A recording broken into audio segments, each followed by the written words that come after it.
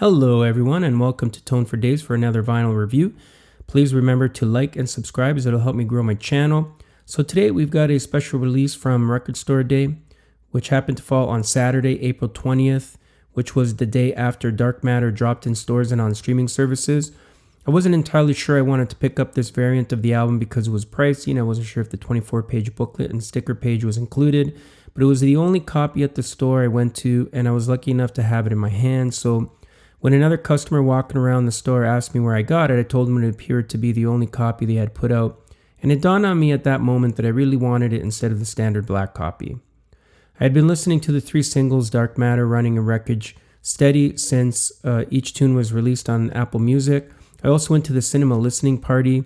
I enjoyed listening to the album in the dark at the theater and again with the visuals and the lyrics on the screen. I have to say, I like the musical approach that Pearl Jam took on this record. I was a bit concerned when I found out Andrew Watt was producing though. I had first heard about him when he did the California Breed album with Glenn Hughes and Jason Bonham. That album was cool, and I think it was a step in the right direction for his career at the time. But his records tend to have production sheen that I'm not particularly fond of. I found that each song on the Ozzy release catered to each guest guitar player's style, and in that way it didn't really sound like an Ozzy record to me, and maybe that wasn't the point, I don't know. Some of the tunes were cool, but it was a bit too compressed and gimmicky for my liking. I found the Stones' Hackney Diamonds record to be better produced, and so I was more hopeful for this album. I haven't heard the Iggy, so I'm not quite sure how to compare this to that. But learning about Watt being a super huge Pearl Jam fan and how he and Vedder had a relationship built was kind of cool to learn about. I've read almost every interview I could find since this album dropped, so the expectations were high. Anyhow, back to Dark Matter. I love Alexander Zednilov's album work. I'm not sure if I pronounced his name right there, but the presentation for this album is top notch.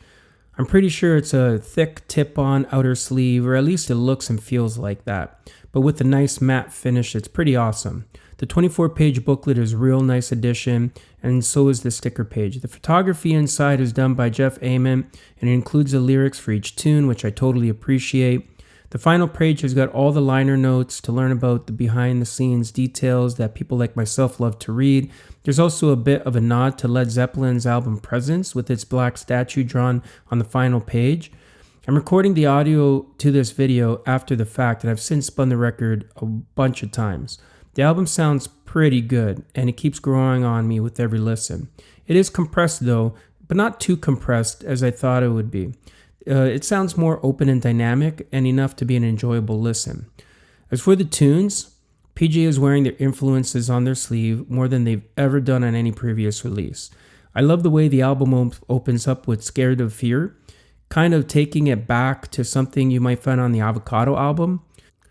The opening ambiance is pretty cool, which Ament says he came up with at his home studio after listening to Vedder's final acoustic guitar progression at the end of Setting Sun, the last song on the album.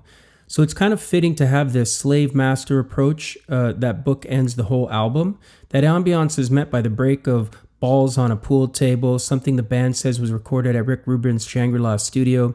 This sets up Mike McCready's guitar intro as the song totally picks up and drives during the chorus with its spacey bridge, and it doesn't let up once it picks up again and until the end of the tune.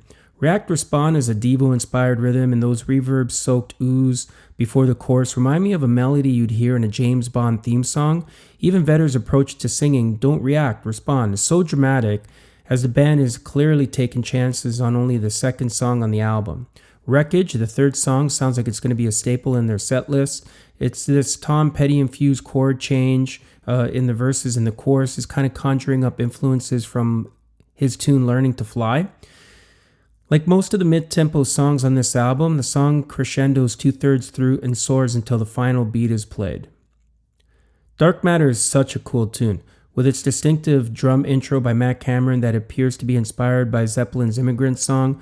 The lyrical content to me is totally political, at least in my opinion. This is the darkest song on the record and is somewhat hypnotic. It also makes more sense in the context of the record as the fourth song.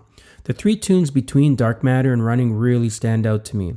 Starting with Won't Tell and its folky Neil Young vibe, this song kicks off a trio of tunes that have these stadium rock tempos that give you all the feels and lyrics that are somewhat nostalgic and mature in nature. Followed by Upper Hand, it's Baba O'Reilly meets Pink Floyd meets Radiohead meets U2's Where the Streets Have No Names. Where the Streets Have No Name meets Nothing As It Seems introduction. Has got me thinking that Vedder is feeling his mortality more than ever, or at least something appears in his life that it might be closer to the end than it's ever been. It also shows a sense of appreciation for all those in his life, whether they are people close to him, such as family and friends, or the fans that listen to his music. And then Waitings for Stevie is this huge stadium rock tune that sees the band locking in the same way as they did at the end of Alive from 10. Mike McCready's solo is, he takes on this big solo while Matt and Jeff just groove in the background until crescendos to its epic ending. I'm still confused if the song after Stevie is that tune's outro or Running's introduction, though. It'll be interesting to see if they play that section live this summer. Running sets up the final act of this album, and it's the fastest tune on the record. Amen's bass sounds so spitty and fuzzy that it really draws you in as a listener as the intro. And again, Vedder's performance, particularly powerful and even more so at the end as he lays it all on the floor. This is one of the first tunes I heard from Howard Stern's live show with the band on it, and you can already hear the band is approaching the song in a different way, most notably with the way Jeff Ament plays the bass line. I imagine that all the songs on this record, if they're played live, will eventually start to take on a life of their own. Following Running is Something Special, and it's somewhat folky and a tribute to Vedder's children. I heard in an interview that the lyrics are about a parent doing what they can to provide their children with the tools and skills to deal with any obstacles that await them in this cruel world. It's a pretty cool tune. It doesn't seem to be the one that's hitting so closely or resonating with fans so far if you read online. But again, this is like a sleeper tune that seems to grow on you with more listens. Got to Give pays tribute to The Who at the peak of their most rocking vintage garage rock selves.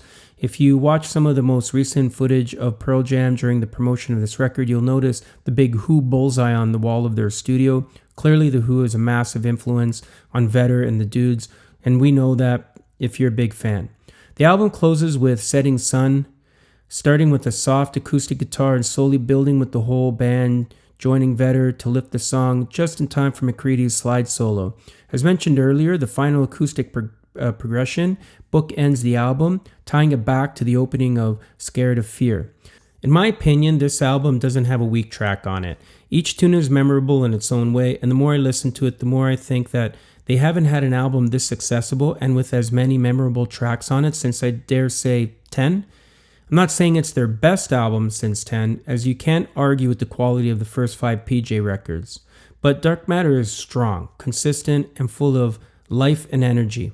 They left just enough room in recording each tune that they're bound to grow and change as they become more acquainted with the tunes when they play them live on the tour. Anyhow, what do you think of the record? Do you have a favorite track? What do you think of them working with Andrew Watt? Thanks for watching, and as mentioned earlier, remember to like this video if you enjoyed it, leave your comments below, and please subscribe as it'll allow me to grow this channel and receive more exposure. Alright, until next time, I'm Tone for Days. Be kind to one another and take care.